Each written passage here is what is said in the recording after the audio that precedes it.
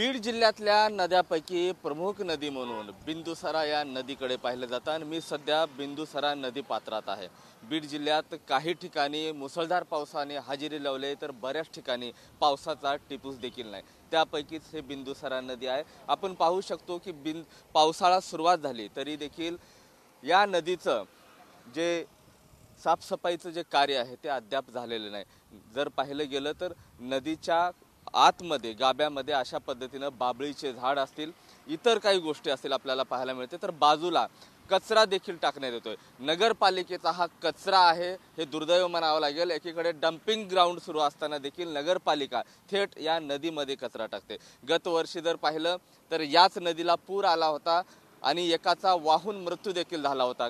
काही दिवस इथला जो परिसर आहे तो पाण्यानं तुडूंब भरलेला होता, त्यामुळे इथलं जनजीवन जे आहे ते विस्कळीत झालं होतं। आता मान्सून तोंडावर आहे आणि अशा पद्धतीत जर मुसळधार पाऊस झालाच तर इथं मात्र पुन्हा एकदा पूर परिस्थिती होण्याची शक्यता जी आहे ते नाकारता येणार नाही।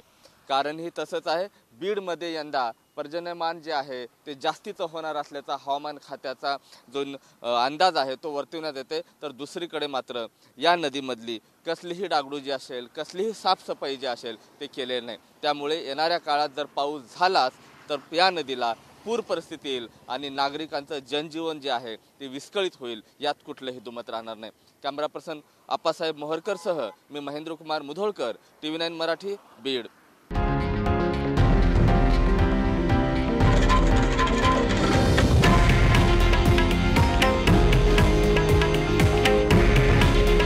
हे आहे देशातील नंबर 1 न्यूज नेटवर्क आणि आपण पाहत आहात TV9 मराठी। काळजी तुमची, हित महाराष्ट्राचं।